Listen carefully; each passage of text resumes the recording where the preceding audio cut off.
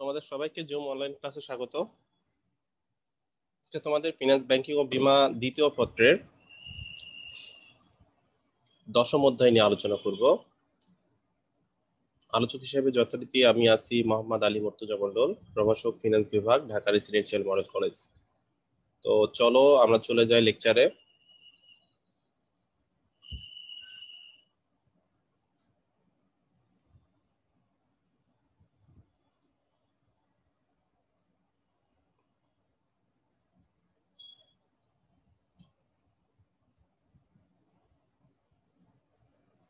এই অধ্যায়ের নাম বীমা সম্পর্কে মৌলিক ধারণা।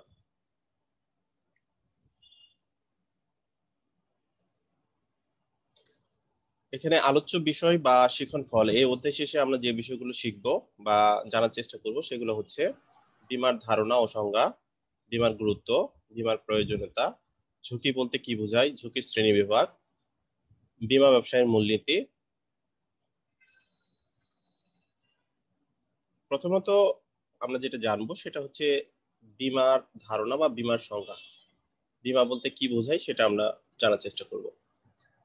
আচ্ছা, বীমা হলো এক ধরনের লিখিত চুক্তি যেখানে বীমা গ্রহীতা নির্দিষ্ট প্রিমিয়াম বা সেলামির বিনিময়ে তার সম্ভাব্য ঝুঁকি বা বিপদের ভার বীমাকারী ব্যক্তি বা প্রতিষ্ঠানের উপর অর্পণ করে। অন্যদিকে বীমাকৃত জীবন বা সম্পত্তির চুক্তিতে উল্লেখিত কোনো কারণে ক্ষতি বা হানি হলে বীমাকারী আর্থিক ক্ষতিপূরণ বা অর্থ প্রদানের নিশ্চয়তা দেয়। নিম্নে বীমার কতিপয় সংজ্ঞা উল্লেখ করা হলো। তো বীমা হচ্ছে এক ধরনের রিটেন চুক্তি যেখানে দুইটা পক্ষ এই চুক্তিতে আবদ্ধ হয়। একটা পক্ষ হচ্ছে বীমাকারী আর একটা পক্ষ হচ্ছে বীমা গ্রহীতা। তো আমাদের প্রথমত বুঝতে হবে আসলে বীমাটা কি। বীমা হচ্ছে আমাদের আর্থিক, আমাদের যে ক্ষতি বা হানি হবে আমাদের জীবন বা সম্পত্তিকে ঘিরে অনেক ধরনের ক্ষতি, অনেক ধরনের ঝুঁকি বা আশঙ্কা থাকে, যে যে কোনো মুহূর্তে আমরা আসলে এই ধরনের ঝুঁকি বা আশঙ্কা থেকে বিভিন্ন ধরনের ক্ষতির সম্মুখীন হতে পারি। সেসব ক্ষতির এগনেস্টে বা সেসব ঝুঁকির এগনেস্টে আসলে একটা প্রতিরোধমূলক ব্যবস্থাটাই হচ্ছে বীমা। তো বীমা হচ্ছে আসলে এক ধরনের লিখিত চুক্তি যেখানে দুইটা পক্ষ থাকবে, একজন হলো বীমা গ্রহীতা, একজন হচ্ছে বীমাকারী। এখন তোমাদের বুঝতে হবে বীমা গ্রহীতা এবং বীমাকারীটা কে। বীমা গ্রহীতা হচ্ছে সেই ব্যক্তি যে ব্যক্তিটা আসলে বীমাটাকে গ্রহণ করে বা নেয় বা পলিসিটা গ্রহণ করে। মনে কর তুমি হইতে পারো, আমি হইতে পারি, যেটা হচ্ছে সাধারণ মানুষ বা কোনো প্রতিষ্ঠান। আর হচ্ছে বীমাকারীটা হচ্ছে বীমা কোম্পানি। বীমাকারীটা হচ্ছে বীমা কোম্পানি যারা কোনো একটা কোম্পানির নাম ধরে বা কোম্পানি এগেইনস্টে বিভিন্ন কর্মকর্তা কর্মচারী এসে বীমাটা করায়, তারা হচ্ছে বীমাকারী প্রতিষ্ঠান। আর বীমা গ্রহীতা হচ্ছে কোনো ব্যক্তিও হতে পারে, কোনো প্রতিষ্ঠানও হইতে পারে যারা বীমা পলিসিটা গ্রহণ করে। কোনো কোশ্চেন আছে এখানে সালেহিন? স্যার বুঝতে পারতেছি। আচ্ছা, বীমার নিম্নোক্ত বৈশিষ্ট্যগুলো আমরা এখানে লক্ষ্য করব। সেটা হচ্ছে বীমা হলো ঝুঁকির বিপক্ষে এক ধরনের আর্থিক প্রতিরক্ষামূলক ব্যবস্থা। এটি ঝুঁকির সম্মুখীন ব্যক্তির মধ্যে ঝুঁকিটা বন্টিত করে। এটা ঝুঁকির সম্মুখীন ব্যক্তিবর্গের মধ্যে ঝুঁকিটা বন্টন করে। তাহলে যে ব্যক্তিটা এই ঝুঁকিটাকে মনে করে যে এই ঝুঁকিটা তার জন্য একটা বড় ধরনের হুমকি, তার ঝুঁকিটার মধ্যে এই ইয়াটা কি করে, ঝুঁকিটা তার বন্টন করে থাকে। ধরো তার 100 কোটি টাকার সম্পদ আছে, সে যদি 50 কোটি টাকার বীমা করে থাকে, তার ঝুঁকিটা তার বন্টিত হলে এই 50 কোটি টাকার ঝুঁকিটা কোনো একটা ব্যক্তি বা প্রতিষ্ঠানের উপর সে দিয়ে সে এখন ফ্রি থাকলো। আচ্ছা, তারপরেরটা দেখো, মানুষের জীবন ও সম্পত্তির ঝুঁকির বিষয়বস্তু। তাহলে ঝুঁকির বিষয়বস্তু হলো দুইটা, একটা হচ্ছে মানুষের জীবন আর একটা হচ্ছে মানুষের সম্পদ। এই দুটার উপরই আসলে বীমাটা করা হয়ে থাকে। আবু জায়েদ, কোনো কোশ্চেন আছে এখানে তোমাদের? না স্যার। আচ্ছা, প্রিমিয়ামের বিনিময়ে বীমা কোম্পানি এক্ষেত্রে জীবন ও সম্পত্তির ঝুঁকি গ্রহণ করে। প্রিমিয়ামটা হচ্ছে বীমার কিস্তিটা বা টাকাটা। তুমি তোমার জীবন বা সম্পত্তির একটা দায়ভার আমাকে দিচ্ছ, কিন্তু ওইটার এগেইনস্টে আমাকে কিছু দিচ্ছ না, এজ এ বীমা কোম্পানিকে কিছু দিচ্ছ না, তাহলে কিন্তু আমি তোমার রিস্কটা নিব না, আসলে নেওয়ার কথা না। তাহলে প্রিমিয়াম বা স্যালামি, এখানে প্রিমিয়াম বা স্যালামি বলা হচ্ছে ওইটার এগেইনস্টে যে টাকাটা দেওয়া হয় সেটা। তাহলে বীমাকৃত কারণে হানি বা ক্ষতি হলে বীমা কোম্পানি অর্থ প্রদানে বাধ্য থাকে। অর্থাৎ যেটার তুমি বীমা পলিসিটা গ্রহণ করছো সেটার যদি কোনো ক্ষতি হয়ে থাকে তাহলে ওইটার এগেইনস্টে তোমার ক্ষতিপূরণটা বীমা কোম্পানি দিয়ে থাকে। ওকে, তাহলে দেখো বাংলাদেশে দীর্ঘদিন 1938 সালে বীমা আইন চালু থাকলেও, এই যে 1938 সালে যখন আমাদের ব্রিটিশ সরকার ছিল, ব্রিটিশ পিরিয়ড ছিল, সেই সময় থেকে আসলে বীমা আইনটা বাংলাদেশে প্রচলিত ছিল। ওই আইনটা এখানে এতদিন পর্যন্ত চলছে, কিন্তু পরবর্তীতে 2010 সালে নতুন বীমা আইন পাশ করা হয়েছে, যা এখন পর্যন্ত প্রচলিত। এছাড়াও বীমা কার্যক্রম উন্নয়ন ও নিয়ন্ত্রণ কর্তৃপক্ষ হিসাবে নিয়ন্ত্রক সংস্থা হিসেবে আছে বীমা উন্নয়ন কর্তৃপক্ষ বা IDRA। এটাকে বলা হচ্ছে ইন্স্যুরেন্স ডেভেলপমেন্ট রেগুলেটরি অথরিটি। এটা গঠন করা হয়েছে বীমাকে উন্নয়ন করার জন্য বা বীমা সংশ্লিষ্ট কোনো বিষয় তারা দেখভাল, সব ধরনের বিষয় তারা দেখভাল করে। ঠিক আছে, তারপরটা দেখো বীমার গুরুত্ব বা প্রয়োজনীয়তা। যে কোনো জিনিসেরই একটা ইম্পর্টেন্স বা গুরুত্ব আছে, কেন আমি এটা করব, তাই না? তাহলে এই গুরুত্ব বা বীমার গুরুত্ব বা প্রয়োজনীয়তাকে এখানে 4 ভাগে ভাগ করা হয়েছে। একটা হচ্ছে ব্যক্তি জীবনে, আর একটা হচ্ছে ব্যবসায় সম্প্রসারণে বীমার গুরুত্ব, অর্থনৈতিক গুরুত্ব, আর সর্বশেষটা হচ্ছে সামাজিক গুরুত্ব। তো সর্বপ্রথম আমরা যেটা নিয়ে কথা বলবো, আর্থিক নিরাপত্তা বিধান।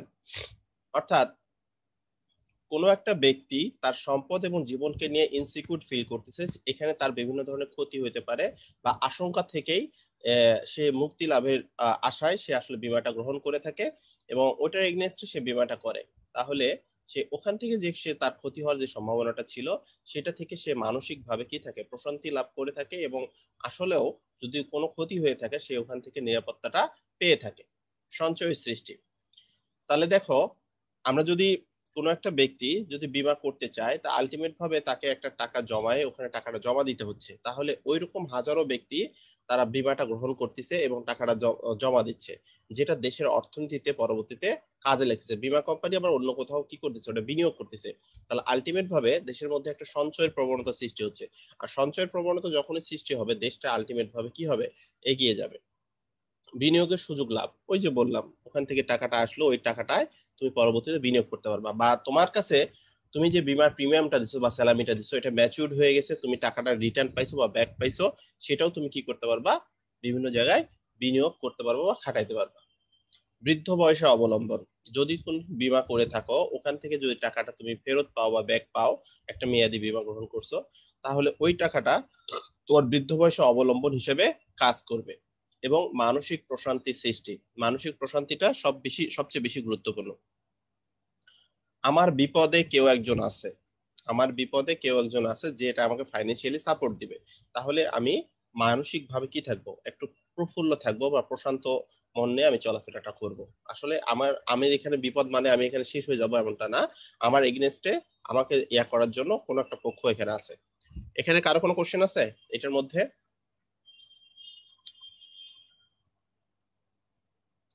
No sir. তারপর আচ্ছা দেখো, তারপরটা হচ্ছে খ নাম্বার হচ্ছে ব্যবসা সম্প্রসারণের বীমার গুরুত্ব। ব্যবসা সম্প্রসারণ, আমাদের যে বিজনেসটা আছে সেটাকে আমি বাড়াচ্ছি, নতুন করে বিজনেস নিচ্ছি, তাহলে এই সম্প্রসারণের বীমার গুরুত্বটা কি? আসলে দেখো বীমা এমন একটা জিনিস যেটা হচ্ছে যেখানে তোমার ক্ষতি হবে সেটার এগেইনস্টেই তারা কাজ করে থাকে। তাহলে ব্যবসা সম্প্রসারণের বীমার গুরুত্বের ক্ষেত্রে প্রথমে আছে ঝুঁকিগত প্রতিবন্ধকতা হ্রাস। যে যে ঝুঁকিগুলা, রিস্ক ফ্যাক্টর গুলো একজন বিজনেসম্যান খুব বেশি ফেস করে থাকে বা সম্মুখীন হয়ে থাকে, সেটা হচ্ছে যে তার বিজনেসটা, তার তো লস হইতে পারে, সেটা তো আলাদা একটা বিষয় আছে। তার বিজনেস প্রতিষ্ঠানটা কেউ আগুনে পুড়ে দিতে পারে, চুরি হয়ে যেতে পারে, তাই না? তার যে পণ্য আনা নেওয়া করা হচ্ছে জাহাজে, সেই জাহাজটা ডুবে যেতে পারে। সেগুলা বিভিন্ন প্রতিবন্ধকতার এগেনস্টে কে কাজ করতেছে, বীমা কাজ করতেছে। দ্যাটস ওয়াই এই প্রতিবন্ধকতা গুলা তার কি হচ্ছে, হ্রাস পাচ্ছে বা কমে যাচ্ছে। বিনিয়োগের উৎসাহ সৃষ্টি, যখন তুমি একটু কমফোর্ট ফিল করতেছো যে এই জায়গাগুলোকে আমাকে কি করবে, প্রতিবন্ধকতা বা বিপদ গুলাকে তারা আমাকে কাভার আপ করবে বা তারা আমাদেরকে এখানে হেল্প করবে, তখন তুমি বিনিয়োগের উৎসাহ পাবা। তুমি এখান থেকে বিনিয়োগের কি পাবা, উৎসাহ পাবা বা নতুন করে বিনিয়োগ করতে চাইবা অন্য কোনো জায়গায়।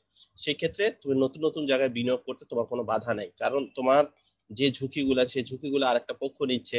দ্যাটস ওয়াই তোমার এখানে কোনো প্রবলেম নাই, তোমার টাকা আছে, তুমি কি করতে পারবা, বিনিয়োগ করতে পারবা। তারপরটা দেখো বৈদেশিক ব্যবসায়ের উন্নয়ন। শুধুমাত্র দেশে না, দেশের বিদেশে সব জায়গাতেই ব্যবসার উন্নয়নের জন্য আসলে বীমা গুরুত্বপূর্ণ ভূমিকা পালন করে আসতেছে। তারপর দেখো কর্মীদের মধ্যে প্রণোদনা সৃষ্টি। কর্মীদের মধ্যে প্রণোদনা কিভাবে সৃষ্টি হচ্ছে? কর্মীরা যদি জানে এই প্রতিষ্ঠানের যে ঝুঁকিগুলো আছে সেটার এগেইনস্টে বীমা আছে, বা তাদের জন্য গ্রুপ হেলথ ইন্স্যুরেন্স করা হয়ে থাকে, স্বাস্থ্য বীমা করা হয়ে থাকে, তখন তারা তাদের মধ্যে মোটিভেটেড হবে, তারা মোটিভেট নিয়ে তারা আসলে নতুন নতুন কাজ করতে উৎসাহী হবে। ওকে, তারপরটা দেখো অর্থনৈতিক গুরুত্ব। সঞ্চয় বৃদ্ধি। সঞ্চয়টা আলটিমেট ভাবে বাড়তেছে, আমরা ওখানে বিমার প্রিমিয়াম দিচ্ছি, কিস্তি দিচ্ছি, টাকা দিচ্ছি, আলটিমেট ভাবে এখানে কি হচ্ছে, আমাদের সঞ্চয়ের পরিমাণটা ডে বাই ডে ইনক্রিজ হচ্ছে, যেটা জাতীয় অর্থনীতিতে বড় ধরনের একটা ক্যাপিটাল বা মূলধন হিসেবে কাজ করবে। আচ্ছা, মূলধন গঠন এবং বিনিয়োগ বৃদ্ধি। সঞ্চয় বাড়লেই মূলধনটা বাড়বে, আর মূলধন যখনই বাড়বে তখনই তুমি বিনিয়োগ করার তোমার ক্যাপাসিটিটা বাড়বে, তুমি চাইলেই বিনিয়োগ করতে পারবা। আর যখনই তুমি বিনিয়োগ করতে পারবা, সেখানে নতুন নতুন কর্মসংস্থানের সুযোগ সৃষ্টি হবে। যখনই তুমি টাকাটা খাটাবা, সেখানে কিছু কর্মসংস্থানের সৃষ্টি হবে, কিছু কিছু লোক কাজ করার সুযোগ পাবে, তখন তুমি নতুন ভাবে কর্মসংস্থান কি পাবা, সুযোগ পাবা। তারপর একটা 4 নম্বরটা হচ্ছে সরকারের রাজস্ব বৃদ্ধি। যখনই কর্মসংস্থানের সুযোগ পাবে বা লোকজন আর্ন করবে, কোনো কিছু উৎপাদন করবে, সরকারের নতুন খাত হিসেবে কিসের সৃষ্টি হবে, রাজস্ব। সরকার এখান থেকে ট্যাক্স নিতে পারবে, তাই তো, ভ্যাট নিতে পারবে। তারপর একটা সর্বশেষ যেটা বলছে অদৃশ্য রপ্তানি আয় বৃদ্ধি। আমাদের দেশে বিভিন্ন দেশের সাথে আমাদের দেশ বিজনেস করতেছে, যেমন আরএমজি সেক্টর, রেডিমেড গার্মেন্টস, এটার জন্য আমাদের দেশের বিভিন্ন দেশের শিপমেন্ট গুলা হচ্ছে, সেটার এগেনস্টে বীমা করা আছে, সেই বীমাতে এই ভাড়ার সাথে এই বীমাটাও সম্পৃক্ত। তাহলে ওনারা ইউএসএ বা ইউকে বা ইউরোপ থেকে আসতেছে, তো এখানে বিজনেস করতে যায় আমাদের দেশের সাথে তারা ইয়া করতেছে, বীমাটা করতেছে, তখন আমরা অদৃশ্যভাবে আমাদের রপ্তানি আয়টাও দেশের ক্ষেত্রে বেড়ে যাচ্ছে। কোনো প্রশ্ন আছে এখানে? না স্যার। তারপরটা দেখো সামাজিক গুরুত্ব। সামাজিক প্রেক্ষাপটে গুরুত্ব হচ্ছে সামাজিকভাবে স্বস্তি প্রতিষ্ঠা। কেউ আসলে ওইভাবে বলে না যে আয় রে আমার কোটি টাকা সব শেষ হয়ে গেল, এইভাবে এখন বলবে না, কারণ সে বীমা করছে, ওইটার ক্ষতির এগেইনস্টে কোনো একটা পক্ষ তাকে হেল্প করতেছে। দ্যাটস ওয়াই এখন আর অস্বস্তির বিষয় নাই যে আমার টাকা আছে মানে আমি বিপদে আছি, এটা না। আমার টাকা আছে, বিজনেস করতেছি, সেখানে যদি কোনো ক্ষতি হয়, সেই ক্ষতির বিপক্ষে আরেকটা প্রতিষ্ঠান আছে যারা আমাদের কি করবে, হেল্প করবে, তাই তো। তারপরটা দেখো নাগরিক সচেতনতা বৃদ্ধি। আলটিমেট ভাবে এখন নাগরিকরা কি হয়েছে, আগের চেয়ে সচেতন হয়েছে, এবং সচেতন নাগরিকরাই যেখানে ঝুঁকি থাকবে সেখানে তারা কি করবে, বীমা করবে।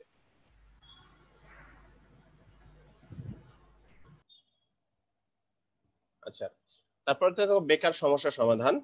তো বেকার সমস্যাটা আলটিমেট ভাবে আগের চেয়ে একটু হলেও বীমা কোম্পানি আসার পরে, বীমা কোম্পানিতে হিউজ লোক কাজ করতেছে, বিভিন্ন অনেক কোম্পানি বাংলাদেশে আছে। এর পাশাপাশি নতুন করে তারা হচ্ছে মূলধন সংগ্রহ করতেছে, বিনিয়োগ করতেছে, সেখানকার নতুন করে কর্মসংস্থানের সুযোগ সৃষ্টি হচ্ছে। আলটিমেট ভাবে তারা বেকার সমস্যার সমাধানেও তারা একটা গুরুত্বপূর্ণ ভূমিকা পালন করতেছে। এখন আমরা দেখব ঝুঁকি কাকে বলে। ঝুঁকি, আচ্ছা, ঝুঁকি থেকেই, ঝুঁকির উপর ডিপেন্ড করে তো আমরা বীমাটা করতেছি, তাই না? তো ঝুঁকিটা কাকে বলে সেটা দেখো। সাধারণভাবে ঝুঁকি হলো আর্থিকভাবে পরিমাপযোগ্য ক্ষতি সংঘটনের সম্ভাবনা। মানুষের জীবন এবং সম্পত্তিকে ঘিরেই সব সময় ক্ষতির কি থাকে, সম্ভাবনা বিদ্যমান। এই ক্ষতির সম্ভাবনা সম্ভাবনা অনিশ্চয়তার ফসল। অনিশ্চয়তা বলতে যা নিশ্চিত নয় বা সন্দেহ বা সংশয় রয়েছে এমন কিছুকে বোঝায়।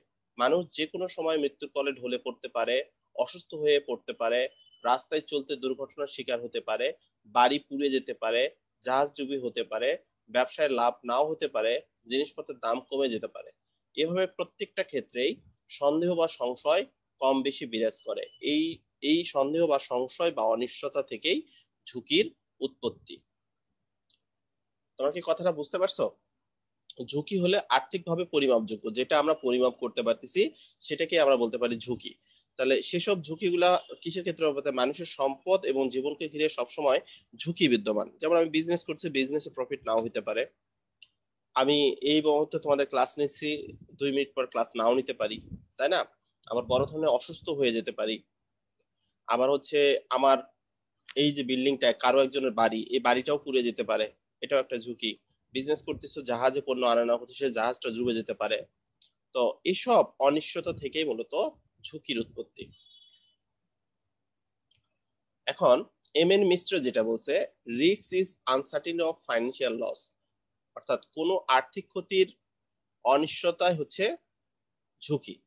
মিস্টার মিশ্র কোনো ক্ষতির কারণ বা বিপদকে ঝুঁকি না বলে, কোনো, দেখো মিস্টার মিশ্র কি বলছে, কোনো ক্ষতির কারণ বা বিপদকে ঝুঁকি না বলে ক্ষতি হওয়ার সংখ্যাকেই ঝুঁকি হিসেবে উল্লেখ করেছেন, ক্ষতি হওয়ার সংখ্যাকেই ঝুঁকি হিসেবে উল্লেখ করেছেন। উপরের আলোচনা বা সংজ্ঞা বিশ্লেষণে ঝুঁকির নিম্নোক্ত বৈশিষ্ট্যগুলো লক্ষণীয় বা যে বিষয়গুলো আমরা দেখি, অনিশ্চয়তা বা সংখ্যাকে ঘিরেই ঝুঁকি আবর্তিত, অনিশ্চয়তা বা সংখ্যাকে ঘিরেই ঝুঁকি আবর্তিত বা ঝুঁকিটা ঘোরে। এরূপ সংখ্যা বেশি হলে ঝুঁকি বেশি হয়। আচ্ছা, আর্থিক ক্ষতির সংখ্যা বা অনিশ্চয়তা বীমার ক্ষেত্রে ঝুঁকি হিসাবে গণ্য।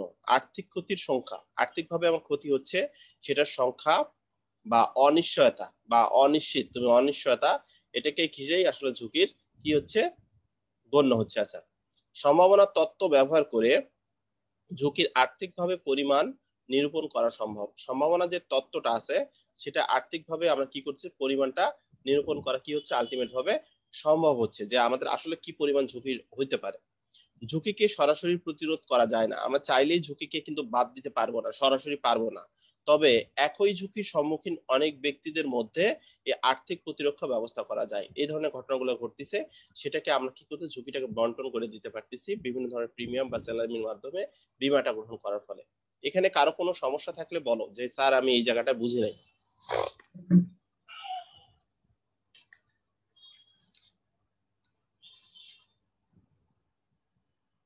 না স্যার, বুঝতে পারছি না।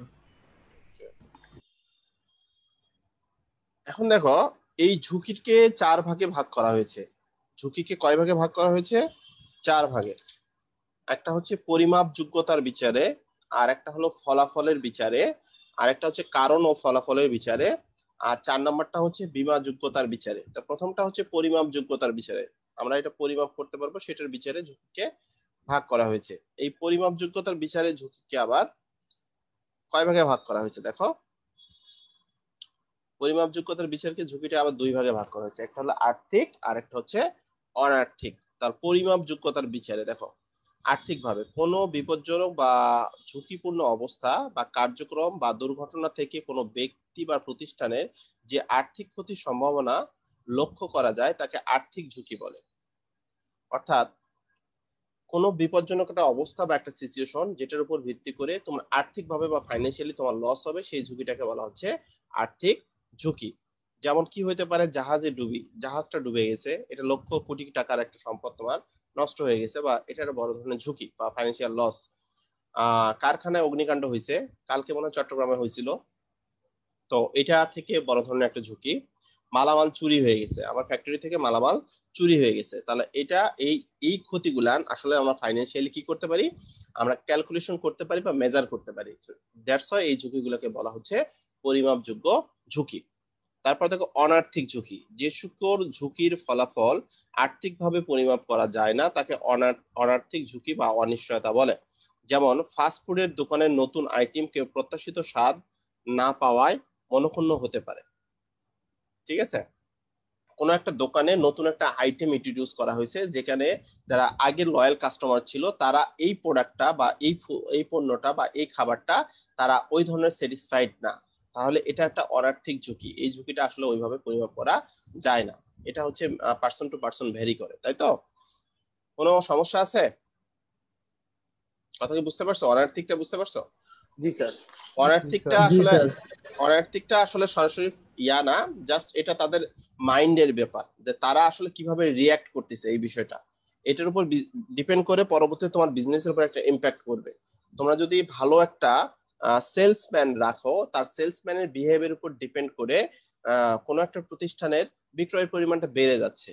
আবার কোনো একটা সেলসম্যান বা কোনো একটা পার্সনকে রাখছো, কোনো জব দিছো, সেই পার্সনটা আসলে তোমার প্রতিষ্ঠানকে ভালো মতো রিপ্রেজেন্ট করতে পারতেছে না। দ্যাটস ওয়াই যারা তারা লয়াল কাস্টমার ছিল তারা হলো মনক্ষুণ্ণ, তারা হয় তোমার ওখানে যেতেও পারে নাও যেতে পারে, এটা পরবর্তীতে তোমার বিজনেসটা হ্যাম্পার হতে পারে, এই ক্ষতিটা হতে পারে অনার্থিক ঝুঁকি।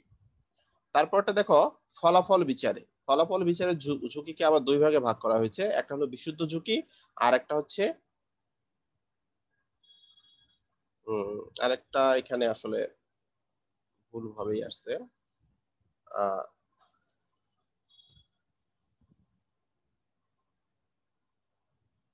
জাস্ট 1 মিনিট দাঁড়ান। একটা হলো বিশুদ্ধ ঝুঁকি আর একটা হচ্ছে ফটকা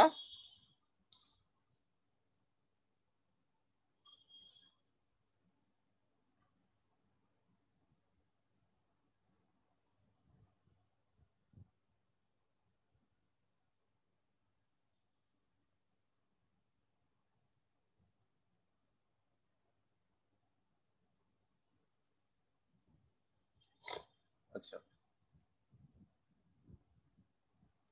তো আর পরেরটাকে বলা হচ্ছে বিশুদ্ধ ঝুঁকি বা ফটকা ঝুঁকি। তো বিশুদ্ধ ঝুঁকিটাকে বলা হচ্ছে পিওর রিস্ক। পিওর রিস্কটা কি দেখো, যে সকল সম্ভাব্য বিপজ্জনক বা ঝুঁকিগত অবস্থা বা কোনো দুর্ঘটনায় কোনো কোনো ঘটনায় দুর্ঘটনায় ব্যক্তি বা প্রতিষ্ঠান নিশ্চিতভাবে ক্ষতির সম্মুখীন হতে হয় তাকে বিশুদ্ধ ঝুঁকি বলে। যেমন মালামাল পুড়ে গেলে, কোনো একটা প্রতিষ্ঠানের মালামাল পুড়ে গেলে অবশ্যই প্রতিষ্ঠানটা নিশ্চিতভাবে ক্ষতির সম্মুখীন হবে। চুরি হয়ে গেলে, ব্যক্তি মারা গেলে, কোনো ব্যক্তির নামে যদি পার্সোনালি আমি ইয়ে করি, ও ব্যক্তি মারা গেলে, দুর্ঘটনায় পঙ্গু হলে প্রকৃতপক্ষে ক্ষতি হয়, এ ধরনের সকল ঝুঁকিকে বিশুদ্ধ ঝুঁকি বলে। কিন্তু আগুনে প্রতিষ্ঠান পুড়ে গেলে বা মেশিন নষ্ট হয়ে গেলে প্রতিষ্ঠান যে মুনাফার ক্ষতির সম্মুখীন হয় তাও বিশুদ্ধ ঝুঁকির মধ্যে পড়ে। আগুনেও পুড়ে গেছে বা মেশিনটা নষ্ট হয়ে গেছে, এটা আসলে ওইভাবে হয় নাই, এটা প্রতিষ্ঠানের ইন্টারনাল ব্যাপার। সেই ক্ষেত্রেও তোমার প্রতিষ্ঠান মুনাফা অর্জনে একটা বাধার সৃষ্টি হবে, এই ঝুঁকিটাকে বলা হচ্ছে আসলে বিশুদ্ধ ঝুঁকি। আচ্ছা, এখন দেখো ফটকা বা দুরকল্পনামূলক ঝুঁকি। যে ঘটনা যে ধরনের ঘটনা বা অনিশ্চয়তার ফলে কোনো ব্যক্তি বা প্রতিষ্ঠান প্রত্যাশিত ফলাফলের বাহিরে লাভ বা ক্ষতির উভয়ের সম্ভাবনা থাকে তাকে ফটকা বা দূরকল্পনামূলক ঝুঁকি বলে। যেমন শেয়ারে অর্থ বিনিয়োগের লাভ বা ক্ষতির উভয় সম্ভাবনা থাকে, যা ফটকা ঝুঁকির হিসাবে গণ্য। আচ্ছা, ফটকা ঝুঁকিটা হচ্ছে সেই ঝুঁকি, যেমন ধরো শেয়ারে আমি বিনিয়োগ করছি, শেয়ার প্রাইসটা আপও হইতে পারে ডাউন হইতে পারে, ওটা কিন্তু নিশ্চিত না। কিন্তু কোনো একটা প্রতিষ্ঠানে তুমি বন্ড কিনছো, ওটা থেকে নিশ্চিত ভাবে তুমি টাকাটা পাচ্ছ। তা শেয়ার আর বন্ড কিন্তু নট সেম। বন্ডটা হলো স্থির আয়যুক্ত, আর হচ্ছে শেয়ারটা হচ্ছে অস্থির, ওটা কোনো স্থির নাই। ওটা তুমি বেশিও পাইতে পারো, যেমন প্রফিট হওয়ার সম্ভাবনাও আছে, যেমন লস হওয়ার সম্ভাবনাটাও আছে। ক্লিয়ার? এটাকে বলা হয় দূর কল্পনামূলক বা ফটকা ঝুঁকি। ঠিক আছে, অনেকে বলে না দোস্ত আজকে এটা বাজি ধরছিলাম জিতে গেছি, তাহলে এটা দূর কল্পনামূলক। ও যতটা এখানে প্রফিট করার সম্ভাবনা আছে বা গেইন করার সম্ভাবনা আছে, তার চেয়ে বেশি লস হওয়ার সম্ভাবনাটাও আছে, মানে দুইটাই আছে, 100-100। তারপরটা দেখো কারণ এবং ফলাফলের বিচারে, এটা হচ্ছে মৌলিক ঝুঁকি আর একটা হচ্ছে নির্দিষ্ট ঝুঁকি। মৌলিক মৌলিক শব্দের অর্থ হচ্ছে তোমরা জানো ফান্ডামেন্টাল। যে সকল ঝুঁকির ব্যক্তি বা প্রতিষ্ঠান নিয়ন্ত্রণের অযোগ্য এবং কোনো কারণে উদ্ভূত হয় এবং ফলাফল সবাইকে সাধারণভাবে ক্ষতিগ্রস্ত করে তাকে মৌলিক ঝুঁকি বলে। যেমন এই ধরনের ঝুঁকিকে প্রাকৃতিক বা অপ্রাকৃতিক উভয় কারণেই সৃষ্টি হতে পারে। প্রাকৃতিক কারণটা হচ্ছে ধরো ভূমিকম্প হয়ে গেছে, বন্যা হয়েছে, অগ্নুৎপাত হয়েছে, দুর্ভিক্ষ হয়েছে, মহামারী হয়েছে, এবং করোনা মহামারী চলতেছে। প্রত্যেকটা দেশেই বা প্রত্যেকটা বিজনেস প্রতিষ্ঠানে একটা মন্দা ভাব চলে আসছে, তাই না? তাহলে এটা সবাইকে প্রভাবিত করে, সেই ঝুঁকিটাই হতে পারে আমাদের কি মৌলিক ঝুঁকি। আবার দেখো, এটা অপ্রাকৃতিক যে বিষয়গুলো সেটা কি হতে পারে, যেমন রাজনৈতিক অস্থিতিশীলতা। এটা আসলে প্রাকৃতিক ওইরকম না, নেচার করে না, এটা হচ্ছে আমাদের সমাজ দ্বারাই সৃষ্ট। সেটা হচ্ছে রাজনৈতিক অস্থিতিশীলতা। কোনো একটা দেশে ভোট হচ্ছে না, ঝামেলা হচ্ছে, রাজনৈতিক ভাবে অস্থির আমরা, যুদ্ধ লেগে গেছে, সেটার কারণে হতে পারে। মহামন্দা দেখা দিছে বা মন্দা দেখা দিছে, এটা হলো অপ্রাকৃতিক কারণে এসব ঝুঁকির উদ্ভব হয়। তাহলে প্রথমটা প্রাকৃতিক, পরেরটা অপ্রাকৃতিক। তাহলে এসব কারণে সবাইকে প্রভাবিত করে, এটা আসলে কারোর নিয়ন্ত্রণের মধ্যে থাকে না। এই ধরনের ঝুঁকি সাধারণভাবে বীমাযোগ্য নয়। এই ধরনের ঝুঁকিগুলান আসলে কোনো পক্ষ, কোনো গোষ্ঠী বা কোনো বীমা কোম্পানি আসলে হিসেবে নিবে না, এটা বীমা করবে না। তবে নৌ বীমার ক্ষেত্রে ঘূর্ণিঝড় বীমাযোগ্য হিসেবে বিবেচিত হয়। কিন্তু নৌ বীমার ক্ষেত্রে তোমার ঘূর্ণিঝড় তো আসবেই, সাগরে ঘূর্ণিঝড় আসবে, কিন্তু ওই ওই ঘূর্ণিঝড়কে প্রোটেক্ট করেই চলার মতো অ্যাবিলিটি কিন্তু আমাদের এই মেরিন গুলার আছে বা জাহাজ গুলার আছে। খুব বড় ধরনের কিছু হলে সেটা আলাদা ইস্যু, কিন্তু নর্মালি ওটা না থাকলে কিন্তু কোনো লোক কি যাবে প্রশান্ত মহাসাগর দিয়ে আমি যাচ্ছি যায় দেয়, আমি হচ্ছে ধরো 200 কিলোমিটার 500 কিলোমিটার পরে যাতে আমি ঝড়ের কবলে পড়ে আমি মারা গেছি, জাহাজ প্রোটেক্ট করতে পারতেছি না নর্মালি, কিন্তু লোকজন তাহলে চলাচল করতে চাইবে না। কিন্তু এটা যদি এই এরকম এক্সট্রিম পর্যায়ে হয়ে যায়, কোনো একটা বিশেষ পরিস্থিতিতে জাহাজটা ডুবে গেছে, সেটা তো আর কিছু করার নাই, তাহলে ওইটার এগেইনস্টে আসলে বীমা করা যায়। তারপর দেখো নির্দিষ্ট ঝুঁকি। কি ঝুঁকি? নির্দিষ্ট ঝুঁকি। নির্দিষ্ট ঝুঁকিটা কি দেখো, যে ঝুঁকি ব্যক্তিগত বা প্রাতিষ্ঠানিক কোনো কারণে উদ্ভূত হয় এবং ফলাফল কোনো বিশেষ ব্যক্তি বা ব্যক্তিবর্গ বা প্রতিষ্ঠানের উপর আপতিত হয়, তাকে নির্দিষ্ট ঝুঁকি বলে। যেমন আগুন লাগা, চুরি, ডাকাতি, ব্যক্তিগত দুর্ঘটনা, যানবাহন দুর্ঘটনা ইত্যাদি নির্দিষ্ট ঝুঁকির উদাহরণ। এই ধরনের ঝুঁকি সবসময় বীমাযোগ্য। আচ্ছা, প্রথমটা বলা হচ্ছে মৌলিক। মৌলিকটা হচ্ছে প্রাকৃতিক অপ্রাকৃতিক কারণে হতে পারে ওর ঝুঁকিগুলো সৃষ্টি হয়। আর একটা নির্দিষ্ট ঝুঁকিটা হচ্ছে কোনো ব্যক্তি বা প্রতিষ্ঠানকে ঘিরেই আমি চিন্তা করতেছি, অন্য কোথাও ফোকাস করতেছি না। তাহলে এইসব জায়গাতে কি কি হতে পারে? কোনো একটা ব্যক্তির আগুন লাগতে পারে, চুরি হয়ে যেতে পারে, ঠিক আছে? তাই এই বিষয়গুলো আমরা বলতে পারি হচ্ছে নির্দিষ্ট ঝুঁকি। তারপরটা হচ্ছে বীমা যোগ্যতার বিচারে ঝুঁকি। প্রথমে হচ্ছে বীমাযোগ্য ঝুঁকি। বীমাযোগ্য যেগুলার আসলে বীমা করা যায় সেগুলোকে বলা হচ্ছে বীমাযোগ্য ঝুঁকি। যে ঝুঁকির বিপক্ষে বীমা করে আর্থিক প্রতিরক্ষার সুযোগ নেওয়া যায় তাকে বীমাযোগ্য ঝুঁকি বলা হয়। যেমন মানুষের জীবন হইতে পারে, জীবন সংশ্লিষ্ট বিভিন্ন ঝুঁকি বীমাযোগ্য ঝুঁকি। যেমন প্রাকৃতিক দুর্যোগ বা দৈবলোক, দুর্ভিক্ষ, মহামারী, অর্থনৈতিক মন্দা, যুদ্ধ এবং সামাজিক, রাজনৈতিক, প্রযুক্তির পরিবর্তন ইত্যাদি ঝুঁকি বাদ দিলে অবশিষ্ট সকল ঝুঁকি বীমাযোগ্য হিসেবে বিবেচিত হয়ে থাকে। অর্থাৎ যে যে বিষয়গুলা আমরা আসলে কি করতে পারি না, প্রোটেক্ট করতে পারি না বা আমাদের নিয়ন্ত্রণে থাকে না, সেগুলোর বাইরে যে ঝুঁকিগুলা সেগুলা ছাড়া যে বিষয়গুলো আছে সেগুলো আসলে বীমাযোগ্য ঝুঁকি। এখন এই বীমাযোগ্য বিচারের ঝুঁকিকে আসলে, আচ্ছা তারপরটা দেখো বীমার অযোগ্য ঝুঁকি, তাই না? বীমার অযোগ্য ঝুঁকিটা হচ্ছে যে ঝুঁকির বিপক্ষে বীমা সুবিধা লাভ করা যায় না তাকে বীমার অযোগ্য ঝুঁকি বলে। যেমন ওই তোমাদের আমি বললাম কি, ভূমিকম্প, বন্যা, দুর্ভিক্ষ, মহামারী, অর্থনৈতিক মন্দা, সামাজিক পরিবর্তন, রাজনৈতিক পরিবর্তন, এই বিষয়গুলো আসলে কারো নিয়ন্ত্রণে থাকে না, তাহলে এই ঝুঁকিগুলো আসলে বীমার অযোগ্য ঝুঁকি। এখন দেখো বীমাযোগ্য ঝুঁকিকে আবার এখানে তিন ভাগে ভাগ করা হয়েছে। একটা উত্তম আদর্শিক ঝুঁকি, আদর্শিক ঝুঁকি এবং উপ আদর্শিক ঝুঁকি। উত্তম আদর্শিক ঝুঁকিটা হচ্ছে দেখো, যে ঝুঁকির ক্ষেত্রে ঝুঁকির আশঙ্কা স্বাভাবিকের চেয়ে কম তাকে উত্তম আদর্শিক ঝুঁকি বলা হচ্ছে। এই ঝুঁকিটা হচ্ছে স্বাভাবিক মাত্রার চেয়ে কম, সেই ঝুঁকিটাকে বলা হচ্ছে উত্তম আদর্শিক ঝুঁকি। এবং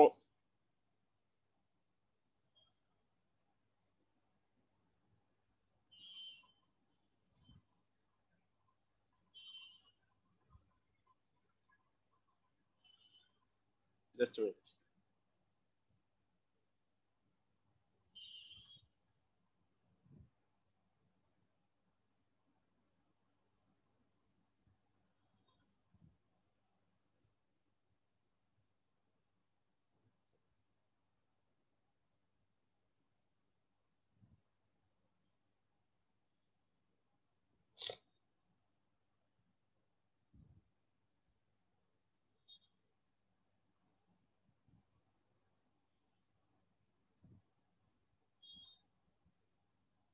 তোমাকে স্লাইড দেখতে পাচ্ছ?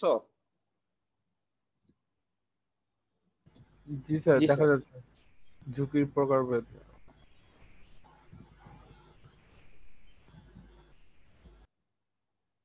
আচ্ছা, তারপরটা দেখো আদর্শিক ঝুঁকি। আদর্শিক ঝুঁকিটা হচ্ছে কি দেখো, আদর্শিক ঝুঁকিটা হচ্ছে স্বাভাবিক বা গ্রহণযোগ্য মাত্রায় ঝুঁকিকে আদর্শিক ঝুঁকি বলে। এই ধরনের ঝুঁকি গ্রহণে বীমা কোম্পানি বেশি দুশ্চিন্তায় পড়তে হয় না।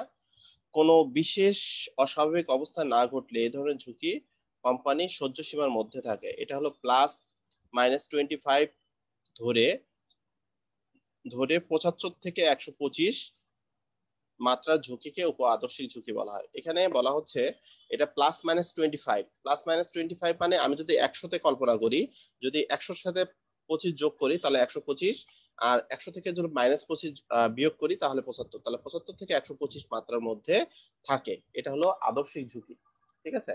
নরমালি আমরা 100 ধরতে পারি, মাইনাস হলে কমে গেল, প্লাস হলে বেশি হলো, তাহলে 75 থেকে 125 এর মধ্যে থাকে।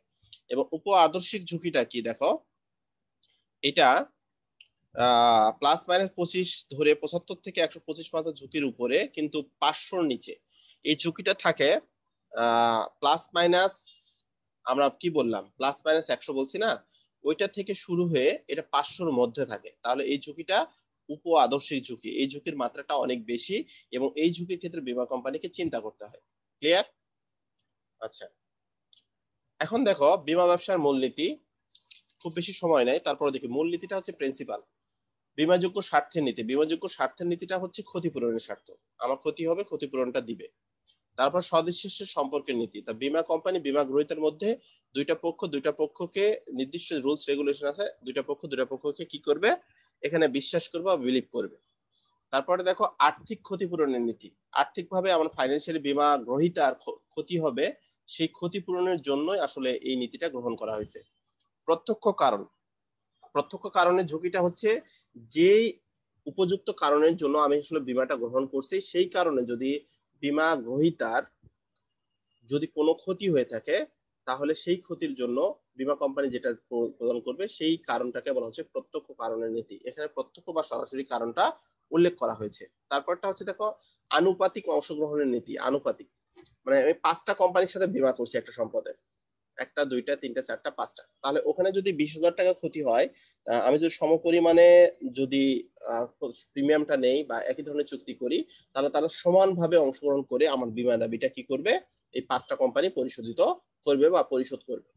ওকে, তারপরটা দেখো বীমা ব্যবসার মূলনীতির মধ্যে স্থলাভিষিক্তকরণের নীতি, এটা খুবই গুরুত্বপূর্ণ। তোমাদের বিভিন্ন সময় এই পরীক্ষাতে এগুলো আসে, বিশেষ করে 2 মার্কের বা হচ্ছে এই কনসেপ্টটা খুবই গুরুত্বপূর্ণ। স্থলাভিষিক্তকরণটা হচ্ছে কোনো বীমা কোম্পানির বীমাকৃত কোনো বস্তুর উপরে যদি বীমা কোম্পানি বীমা দাবিটা পরিশোধ করে, ক্ষতি হয়েছে তোমার বীমা দাবিটা দিয়ে দিছে, তো ওইটাতে যে অবর্তমান বা যে ছাইগুলান আছে বা অবশিষ্ট যে পণ্যগুলান আছে বা যা আছে ওখানে সবকিছুর মালিক কিন্তু বীমা কোম্পানি হয়ে যায়। তাহলে এটাকে বলা হয় স্থলাভিষিক্তকরণ। জাস্ট তোমার টাকা পরিশোধ করা হয়েছে, তুমি তোমার পাওনাটা পেয়ে গেছো। ওখানে যা থাকবে না কেন, মনে করো কোনো একটা লোহা পড়ে আছে, মানে কোনো কাপড় পুড়ে গেছে, পোড়া কাপড় গুলো আছে, ছাই গুলো আছে, হোয়াটএভার যা আছে আছে, সবকিছুরই কি, সবকিছুর মালিক কিন্তু আলটিমেট ভাবে চেঞ্জ হয়ে গেল, বীমা কোম্পানি তখন হয়ে গেল। বিপুল সংখ্যক পলিসি গ্রহণের নীতি, বিপুল সংখ্যক পলিসি গ্রহণের নীতি দেখো বীমা ব্যবসা সফলতা আরেকটি মূলনীতি হলো বিপুল সংখ্যক পলিসি সংগ্রহের নীতি। অর্থাৎ বীমা ঝুঁকি বন্টনের ব্যবস্থা ধরা হলেও ঝুঁকি বা পলিসির সংখ্যা যত বেশি হয় এবং তত বীমা কোম্পানির ঝুঁকি তত আলটিমেট ভাবে তত হ্রাস পায়। অর্থাৎ এখানে পলিসির সংখ্যা যত বেশি হবে, টাকা যত বেশি তারা পাবে, তার আলটিমেট ভাবে তাদেরও তো একটা রিস্ক নিতে হচ্ছে, কারণ কোনো একটা ব্যক্তি বীমা করছে, তার ক্ষতি হলে ক্ষতিপূরণ দিতে হচ্ছে। যে যে সে যত যত বেশি পলিসি গ্রহণ করবে সে ফাইন্যান্সিয়ালি তত বেশি স্ট্রং পর্যায়ে থাকবে। ধরো 1,000 লোকের বীমা করতে পারলে সর্বোচ্চ এখানে ধরো 20 জন বা 25 জন বা 30 জনের ক্ষতি হতে পারে, সেই ক্ষেত্রে সে ওখানে কোপ আপ করতে পারবে। সম্ভাবনার নীতি, এখানে কি বলা হচ্ছে, বীমা ব্যবসায়ে কার্যক্রম পরিচালনার যে নীতি বিশেষ অনুসরণ করা হয় তা হচ্ছে সম্ভাবনার নীতি। অর্থাৎ কোন ঝুঁকির ক্ষেত্রে দায় উদ্ভূত হওয়ার সম্ভাবনা কতটা বীমা কোম্পানি তা দীর্ঘদিনের অভিজ্ঞতা বা পর্যবেক্ষণের আলোকে বিশেষভাবে মূল্যায়ন করে। অর্থাৎ তুমি যেটার উপরই বীমা করো না কেন, বীমা কোম্পানিতে যারা কাজ করে থাকে, যারা ঊর্ধ্বতন পর্যায়ে আসে, যাদের রুলস এবং যাদের নির্দেশে বীমা বিজনেসটা পরিচালিত হচ্ছে, তারা কিন্তু অভিজ্ঞতার আলোকে বুঝে যায় যে কোন ক্ষেত্রে ক্ষতিটা বেশি হইতে পারে এবং কোন সম্পদের ক্ষেত্রে ঝুঁকির পরিমাণটা বেশি, কোন সম্পদের ক্ষেত্রে ঝুঁকির পরিমাণটা কম, এই বিষয়গুলো তারা বুঝে যায়। ঠিক আছে? আচ্ছা, তারপর দেখো সামর্থ্য মাফিক ঝুঁকি গ্রহণের নীতি। বীমা কোম্পানি যতটুকু সামর্থ্য আছে, ক্যাপাসিটি আছে, সেটার এগেইনস্টেই তারা আসলে এখানে কিটা করবে, এখানে তারা ক্ষতিপূরণটা দিবে। তারপরটা হচ্ছে দ্রুত সারাদানের নীতি। কারো যদি কোনো ক্ষতি হয়ে যায়, সেই ক্ষতিটাকে পূরণ করার জন্য তারা দ্রুত ব্যবস্থা গ্রহণ করবে, কে, বীমা কোম্পানি। ওকে, তো এখানে তোমাদের আমি যেটা পড়াইলাম সেটা হচ্ছে বীমাটা কি, বীমার প্রয়োজনীয়তা বা ইম্পর্টেন্সটা কি, তারপরে পড়লাম ঝুঁকিটা কি, ঝুঁকির শ্রেণী বিভাগটা কি, এবং সর্বশেষ যেটা পড়ালাম বীমা ব্যবসার মূলনীতি বা প্রিন্সিপাল অফ ইন্স্যুরেন্স বিজনেস, এগুলা পড়াইলাম। এই বিষয়গুলো খুবই গুরুত্বপূর্ণ, তোমরা এটা পড়ে নিবা, এটা বেসিক কনসেপ্ট। এটার উপর ডিপেন্ড করে আমরা জীবন বীমা পড়বো, আমরা অগ্নি বীমা পড়বো, আমরা হচ্ছে নৌ বীমা পড়বো, সবগুলোতে এগুলা কার্যকরী ভূমিকা পালন করবে। দ্যাটস ওয়াই তোমাদের এগুলা জানতে হবে, খুব ভালো মতো জানতে হবে। আর হচ্ছে বীমা থেকে প্রশ্ন অবশ্যই তোমাদের অ্যান্সার করতে হবে। ঠিক আছে? কারণ তোমাদের ওখানে প্রশ্ন থাকবে হচ্ছে কয়টা, তোমাদের প্রশ্ন লিখতে হবে 60টা, 60টার মধ্যে 2টা প্রশ্ন বিমা থেকে লিখতেই হবে, আর 11টা প্রশ্নের মধ্যে 4টা প্রশ্ন আসবে বিমা থেকে, আর হচ্ছে ব্যাংকিং থেকে আসবে তোমাদের 7টা, 7টার মধ্যে 5টা, 4টার মধ্যে 2টা, এইভাবে তোমাদের লিখতে হবে। শুধুমাত্র কেউ যদি মনে করে ব্যাংকিং থেকে সব প্রশ্ন অ্যান্সার করব, হবে না, তুমি ওই 2টা প্রশ্ন তারা কেটে দিবে, ঠিক আছে?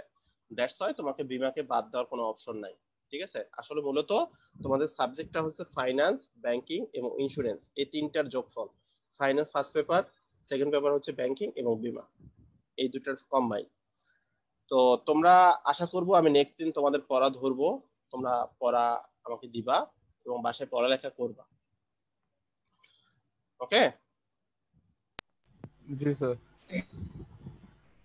তো ঠিক আছে, ধন্যবাদ সবাইকে ক্লাসে অংশগ্রহণ করার জন্য। সবাই বাসায় থেকো, ভালো মতো পড়ালেখা করো,